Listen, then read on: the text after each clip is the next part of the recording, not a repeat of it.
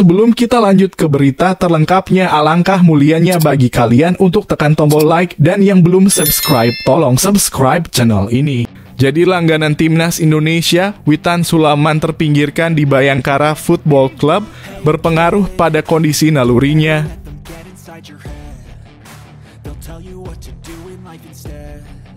27 pemain dipanggil untuk TC Timnas Indonesia jelang melawan Vietnam. Ada nama Stefano Lillipali,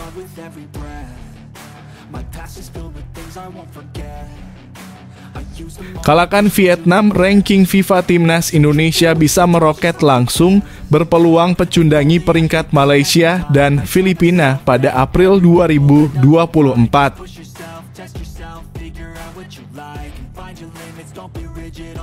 Benar-benar kisah tragis dan tragedi memalukan di abad ini, Timnas Indonesia yang diinvestigasi FIFA setelah dibantai Bahrain 10-0. Begini faktanya.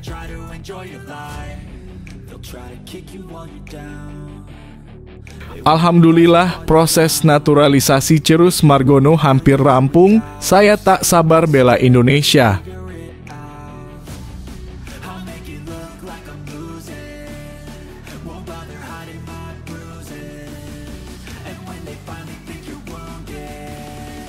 Jadi langganan Timnas Indonesia, Witan Sulaiman terpinggirkan di Bayangkara Football Club, berpengaruh pada kondisi nalurinya.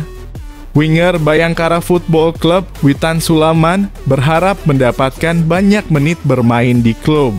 Witan didatangkan dari Persija Jakarta pada bursa transfer tengah musim Liga 1 2023/2024.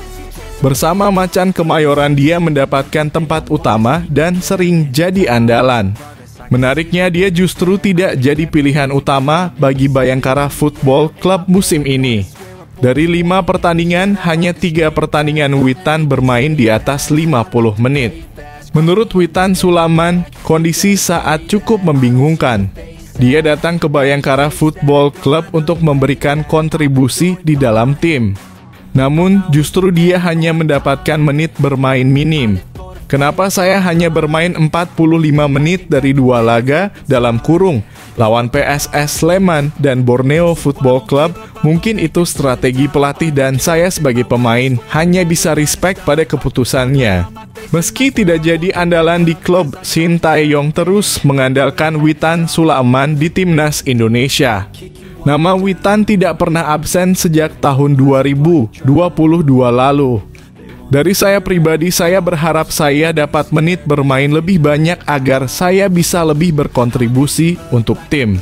Karena menurut saya pribadi, saya datang ke sini saya tidak pernah saya bermain 90 menit karena juga nanti berpengaruh pada naluri bermain saya jika minim bermain.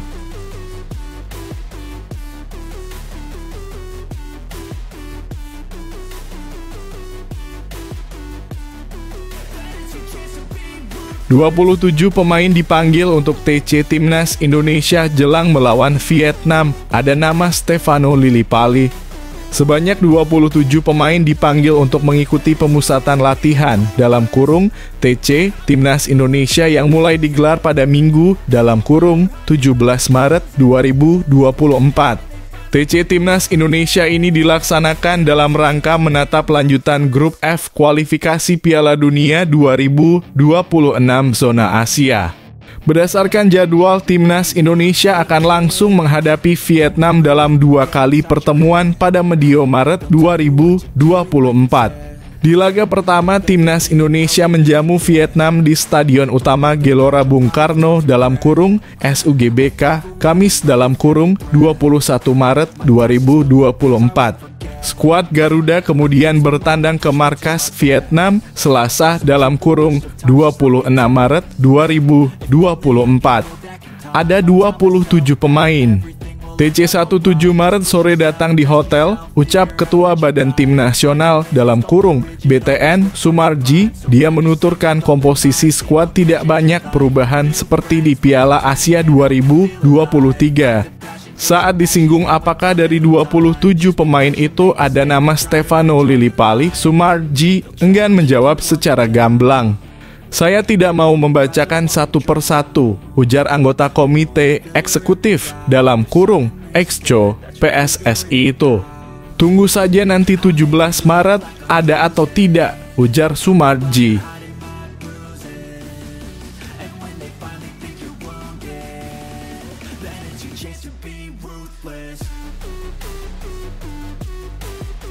Kalahkan Vietnam, ranking FIFA Timnas Indonesia bisa meroket langsung, berpeluang pecundangi peringkat Malaysia dan Filipina pada April 2024. Jika mengalahkan Timnas, Vietnam di kualifikasi Piala Dunia 2026 zona Asia pada Maret 2024, Timnas Indonesia berpotensi langsung melewati Malaysia dan Filipina di ranking FIFA April 2024. Lantas, bagaimana perhitungannya? Setelah lolos ke 16 besar Piala Asia 2023, Timnas Indonesia naik 4 posisi di ranking FIFA dari peringkat 146 ke 142 dunia. Skuad asuhan Shin Tae-yong menempati peringkat 142 dunia dengan 110,17 angka. Seperti yang sudah disebut di atas, Timnas Indonesia selanjutnya akan bersua Vietnam yang menempati peringkat 115 dunia. Jika menang atas Vietnam layaknya di Piala Asia 2023, ranking FIFA Timnas Indonesia bakal terdongkrak. Satu kemenangan atas Vietnam bernilai 15,37 poin. Hal itu berarti jika 2 kali menang, Timnas Indonesia mendapatkan 30,74 angka. Andai perolehan poin itu yang didapat, Timnas Indonesia menembus 1103,4 poin di ranking FIFA. Koleksi angka itu sudah cukup untuk melewati Filipina yang kini menempati peringkat 139 dunia dengan 1086,17 angka. Bagaimana dengan Malaysia? Sekalipun Timnas Indonesia 2 kali menang atas Vietnam, perolehan angka skuad Garuda belum cukup mengejar Malaysia yang kini menempati peringkat 132 dunia dengan 110,17 angka. Semoga Timnas bisa menang 2 kali. Amin.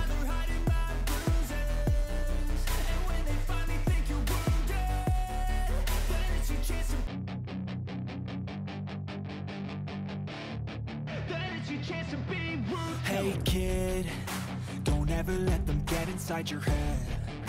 They'll tell you what to do in life instead.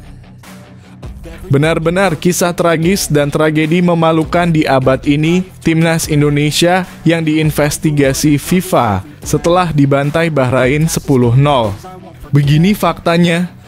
Kisah tragis Timnas Indonesia yang diinvestigasi FIFA setelah dibantai Bahrain 10-0 di kualifikasi Piala Dunia 2014 zona Asia. Masa-masa kelam sepak bola Indonesia terjadi di Indonesia pada 2012. Tidak hanya dualisme kompetisi saat itu, prestasi Timnas Indonesia juga menurun drastis. Saat tampil di grup E babak ketiga kualifikasi Piala Dunia 2014 zona Asia, Timnas Indonesia selalu kalah dalam 6 laga yang dijalani. Namun yang paling tragis terjadi di matchday pamungkas grup E saat Timnas Indonesia kalah 0 hingga 10 dari Bahrain. Kekalahan telak saat itu memang mengejutkan. Terlepas dari keputusan wasit yang memberikan 2 hadiah penalti kepada Bahrain dan 1 kartu merah kepada kiper Timnas Indonesia, Syamsidar, ketika laga baru berjalan 2 menit. Kelar pertandingan, Federasi Sepak Bola Dunia dalam kurung FIFA melakukan investigasi terhadap laga Timnas Indonesia versus Bahrain. Sejumlah pemain Timnas Indonesia dicurigai main mata karena saat itu Bahrain membutuhkan kemenangan selisih 9 gol atas Timnas Indonesia. Plus Qatar tumbang dari Iran agar lolos ke babak keempat kualifikasi Piala Dunia 2014 zona Asia. Setelah dilakukan penyelidikan, tidak terbukti adanya kasus pengaturan skor. Timnas Indonesia kalah telak dari Bahrain efek kalah kualitas pemain plus harus bermain dengan 10 orang sejak menit kedua.